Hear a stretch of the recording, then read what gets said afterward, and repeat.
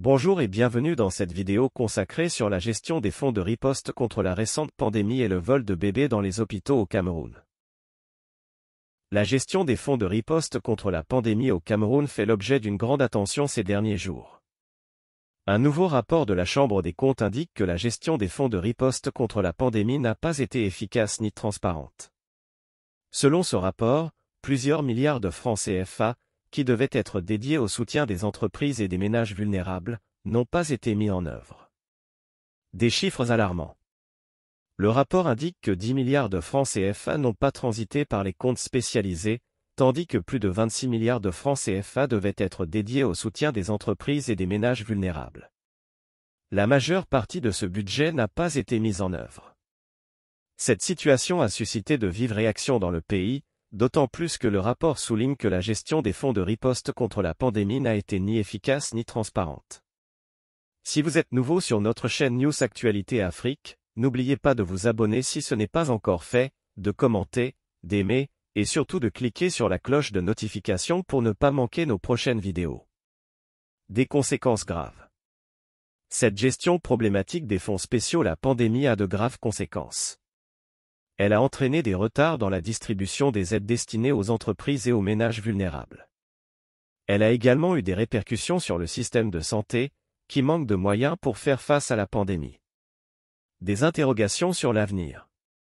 Ce nouveau rapport peut-il enfin faire bouger les lignes? La question se pose, surtout lorsqu'on sait que dans les précédents rapports, il y avait une douzaine de dossiers qui étaient susceptibles de revêtir une qualification pénale. Les révélations de Cabral Libye, le président national du PCRL, font également état de vols de matériaux de construction sur un chantier où des travaux étaient censés se poursuivre. Comment en est-on arrivé à cette situation? Un manque d'objectivité. Le manque d'objectivité, de sincérité et de professionnalisme des magistrats est également pointé du doigt dans cette affaire. Les procédures sont souvent menées de manière opaque et la décision rendue ne reflète pas toujours la vérité. L'affaire des militants Dieu merci et compagnie, qui tiennent en haleine la République, en est un exemple. Conclusion. La gestion des fonds de riposte contre la pandémie-19 au Cameroun est un sujet de préoccupation majeure. Les autorités doivent prendre des mesures pour remédier à cette situation et pour que les fonds soient utilisés à bon escient. Il est également important que les magistrats fassent preuve d'objectivité et de professionnalisme dans le traitement des différentes affaires qui secouent le pays. Seule une gestion transparente et efficace pourra permettre au Cameroun de faire face à la pandémie et de se relever de cette crise sans précédent. La polémique autour de l'affaire de la maternité de Douala. Depuis quelque temps, l'affaire de la maternité de Douala fait l'objet de nombreuses polémiques au Cameroun. Le directeur de la maternité a été accusé de négligence ayant conduit à la mort d'un bébé. Cette accusation a suscité de nombreuses réactions de la part de la population camerounaise ainsi que des autorités sanitaires. Les critiques envers les hôpitaux camerounais. Cette affaire a donné lieu à des critiques envers les hôpitaux camerounais. Certains affirment que les hôpitaux manquent de moyens pour assurer des soins de qualité. Cependant, d'autres estiment que les hôpitaux font de leur mieux avec les moyens dont ils disposent. Les césariennes, un phénomène de rentabilisation? La question des césariennes a également été abordée dans cette affaire. Certains estiment que les hôpitaux privés en profitent pour faire de l'argent, tandis que d'autres affirment que cette pratique n'est pas courante dans les hôpitaux publics. Le ministre de la Santé a annoncé des sanctions sévères contre les hôpitaux qui pratiquent la césarienne de manière abusive. La vraie fausse affaire. L'affaire de la maternité de Douala a été qualifiée de vraie fausse affaire par certains.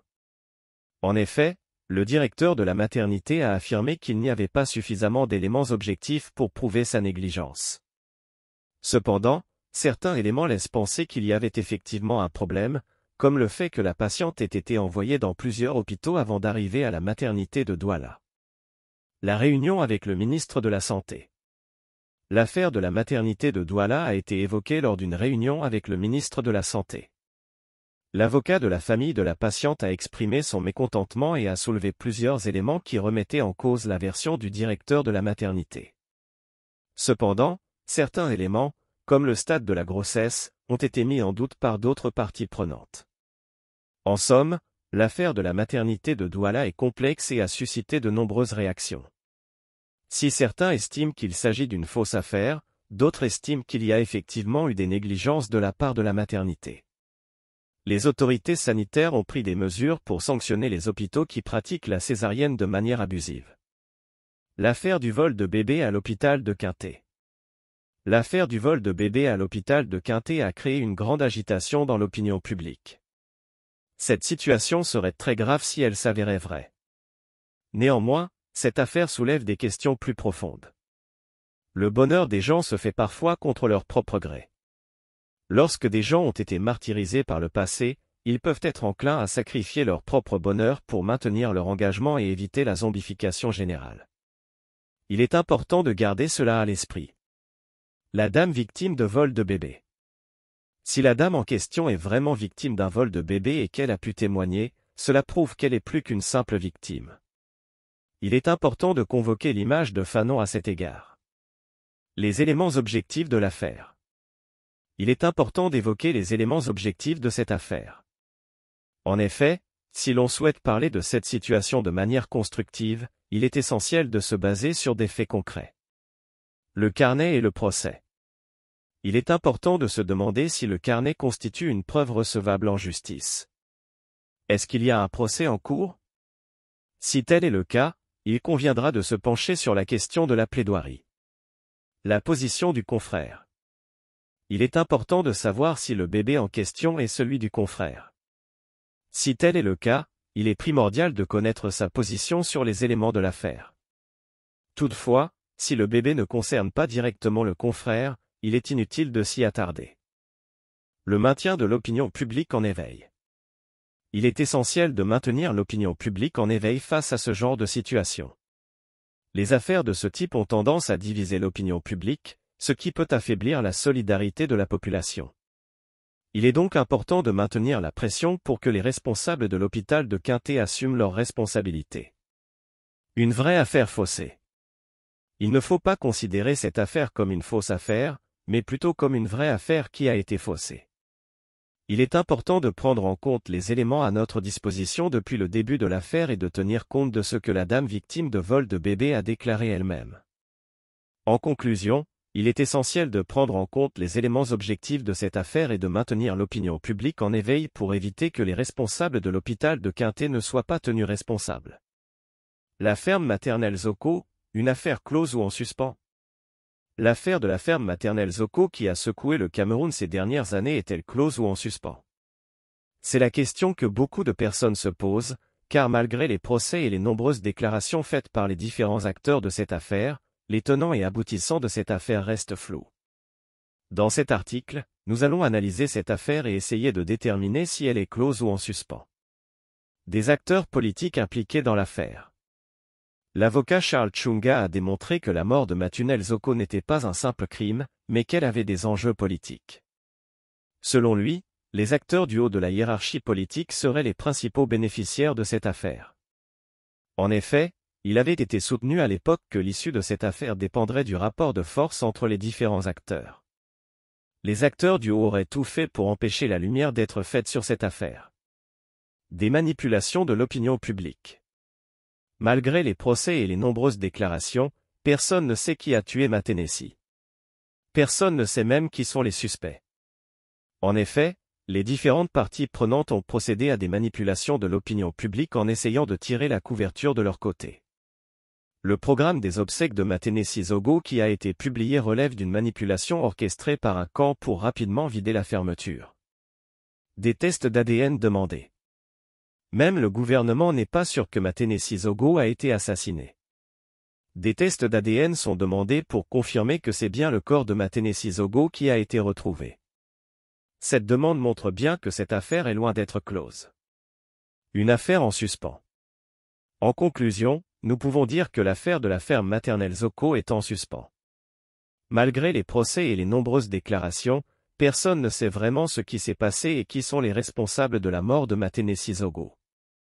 Les différentes parties prenantes ont manipulé l'opinion publique pour tirer la couverture de leur côté et le gouvernement n'est pas sûr que Matenesi Zogo a été assassiné. Il est donc difficile de dire si cette affaire sera un jour résolue.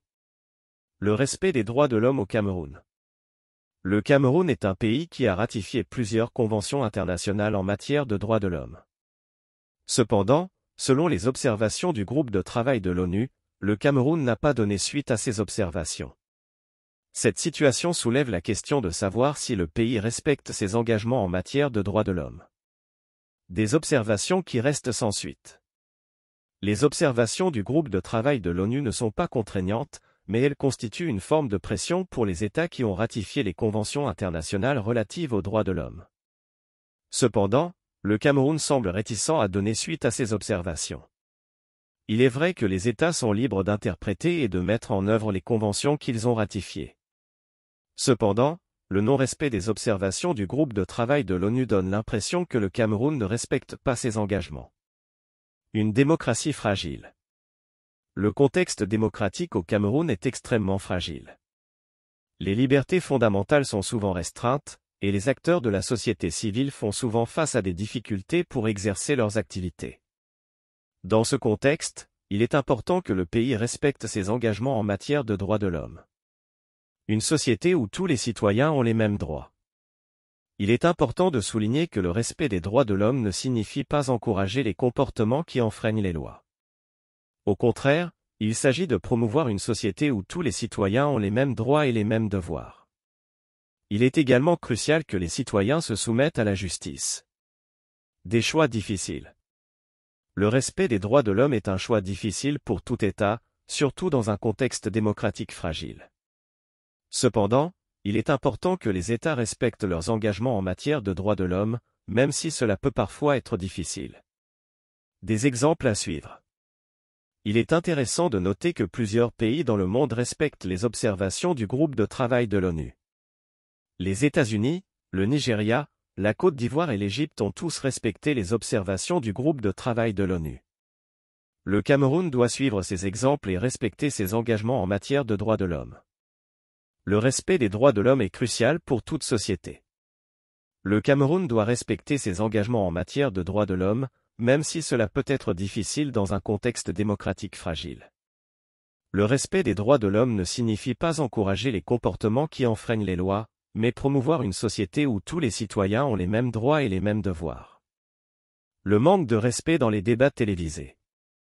Introduction. Les débats télévisés ont toujours été une occasion pour les gens de s'exprimer sur des sujets qui les préoccupent. Cependant, de nombreux débats sont marqués par des interruptions et des manques de respect qui nuisent à la qualité du débat et à la compréhension des téléspectateurs. Dans cet article, nous allons examiner comment le manque de respect peut avoir un impact négatif sur les débats télévisés en utilisant une discussion récente comme exemple. Interruption et manque de respect. Lors des débats télévisés, les interruptions et le manque de respect sont fréquents. Les participants interrompent souvent les autres participants pour exprimer leur opinion. Cela peut entraîner une perte de temps et un manque de clarté dans les arguments avancés. Les téléspectateurs peuvent avoir du mal à comprendre les opinions des participants en raison des interruptions constantes. L'exemple de la discussion récente. Un exemple récent de manque de respect lors d'un débat télévisé est celui où un participant a interrompu et méprisé les autres participants. Dans cette discussion, le participant en question s'est permis d'interrompre les autres participants pour exprimer son point de vue. Il a également été méprisant envers les autres participants, ce qui a créé une ambiance tendue et hostile sur le plateau. Les interruptions constantes ont également rendu difficile la compréhension des arguments présentés par les participants. Les téléspectateurs ont eu du mal à comprendre les opinions des participants, car les interruptions ont créé un environnement chaotique. Impact négatif sur la qualité du débat. Le manque de respect a un impact négatif sur la qualité du débat. Les interruptions constantes empêchent les participants de développer leurs arguments de manière fluide et de répondre aux questions posées. Cela rend le débat confus et difficile à suivre pour les téléspectateurs. Le manque de respect entre les participants crée également une ambiance tendue et hostile qui peut nuire à la qualité du débat. En conclusion, le manque de respect lors des débats télévisés a un impact négatif sur la qualité du débat et sur la compréhension des téléspectateurs. Les interruptions constantes et le manque de respect créent une ambiance tendue et hostile qui peut nuire à la qualité du débat.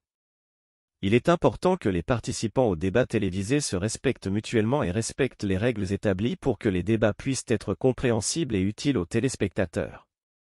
La justice camerounaise, une attitude globale en détresse. La justice camerounaise est en question avec les différents dossiers qui ont été évoqués, de la fin de la pandémie à l'affaire des militants du MRC et à l'affaire Matiné-Zogo, en passant par l'affaire de l'achat des différents rapports. Dans l'ensemble, l'attitude globale des magistrats laisse à désirer. Les gestes et la gestion des différentes affaires soulèvent des interrogations sur la sérénité de la justice. Une justice en mal de sérénité. Dans l'ouvrage « L'aventure ambiguë » de Cheikh Hamidou Kane, on peut lire « Tête froide, ce que je puis le prendre et ce que j'ai pu laisser en contrepartie, je suis devenu les deux. Il n'y a pas une tête lucide entre deux terres d'un choix, il y a une nature étrange en détresse de n'être pas deux. » Cette citation illustre bien l'absence de sérénité dans l'attitude globale des magistrats ou d'une façon précise de la justice camerounaise. Des magistrats qui ne sont pas impartiaux. Dans de nombreux dossiers, comme celui des militants du MRC ou celui de l'affaire Matiné-Zogo, on a le sentiment que des magistrats quelque part ont décidé de faire plaisir à quelqu'un qui leur a dit de mettre quelqu'un en prison pour satisfaire l'ego d'un individu. Ce n'est pas là la justice. Des rapports sans suite. La Chambre des comptes a effectué un travail remarquable en formulant des recommandations sur une bonne douzaine de cas, y compris l'affaire de l'achat des différents rapports. Les noms des personnes impliquées sont connus, les ministères sont indiqués, mais qu'en est-il de la suite? À quoi servent ces rapports si les personnes impliquées ne sont pas interpellées au terme du travail qui a été effectué? Une Cour des comptes pour une justice efficace. Le débat ne se poserait pas si nous avions à la place une Cour des comptes. Après que le travail a été effectué et que le rapport a été établi, les magistrats de la Cour des comptes poursuivraient immédiatement les personnes impliquées dans des malversations ou des détournements. Si c'était le cas, nous aurions une suite concrète et efficace pour les différentes affaires de gestion d'argent qui ont été mal gérées. En fin de compte, la justice camerounaise a besoin d'une réforme en profondeur pour garantir une justice impartiale, efficace et juste. 1h43 51 secondes et 1h57 47 secondes. Les défis de la justice et de la transparence dans la gestion des fonds de la pandémie au Cameroun. La crise sanitaire de la pandémie a révélé l'urgence d'actions concertées pour la gestion des fonds de lutte contre la pandémie. Toutefois, la mise en œuvre de ces actions est confrontée à des défis tels que la transparence et l'efficacité de la justice. Cet article examine les défis auxquels est confronté le Cameroun dans la gestion des fonds de la pandémie. La justice à l'épreuve de la transparence. Le premier défi auquel le Cameroun est confronté est celui de la transparence de la gestion des fonds de la pandémie. La mise en place de mécanismes efficaces de transparence implique que les différents acteurs soient responsables de leurs actions et que les procédures soient claires et équitables. Toutefois, le manque de transparence dans la gestion des fonds a été exacerbé par l'absence de sanctions à l'encontre des responsables. Les magistrats, en particulier, ont un rôle crucial à jouer dans la lutte contre la corruption et la transparence de la gestion des fonds. Toutefois, leur indépendance est souvent mise en cause. Les pressions politiques et les contraintes économiques ont pour conséquence que les magistrats ont des difficultés à faire respecter la loi en toute indépendance. La justice et la libération des militants politiques. La libération des militants politiques est un autre défi majeur pour la justice camerounaise. Les membres du parti politique MRC, Mouvement pour la Renaissance du Cameroun, ont été emprisonnés à plusieurs reprises. Cette situation a été largement dénoncée par la communauté internationale. Récemment, un magistrat a pris une décision importante en libérant un militant du MRC. Toutefois, tous les autres militants politiques n'ont pas encore été libérés, ce qui montre que la justice doit encore faire preuve de plus d'indépendance. Les défis de la gestion des fonds la pandémie. Le Cameroun a également été confronté à des défis dans la gestion des fonds de la pandémie. La crise a révélé les faiblesses des mécanismes de contrôle financier. En effet, les rapports de la Chambre des comptes ont été largement ignorés. Cela s'explique en partie par le manque de sanctions à l'encontre des responsables. La transparence dans la gestion des fonds a également été affectée par la pression des bailleurs de fonds internationaux. Les bailleurs de fonds ont exigé une certaine transparence dans la gestion des fonds, mais cela n'a pas nécessairement abouti à une gestion plus efficace des fonds. En conclusion, la gestion des fonds de la pandémie au Cameroun est confrontée à des défis majeurs. La justice doit faire preuve d'indépendance et de transparence dans la gestion des fonds. Les magistrats doivent être protégés de toutes les pressions politiques et économiques afin de jouer pleinement leur rôle. Nous arrivons à la fin de cette vidéo. Nous vous remercions pour votre temps et encore une fois, si vous êtes nouveau sur notre chaîne News Actualité Afrique consacrée à l'actualité africaine, n'oubliez pas de vous abonner si ce n'est pas encore fait, de commenter, n'oubliez pas d'aimer, et surtout de cliquer sur la cloche de notification pour ne pas manquer nos prochaines vidéos.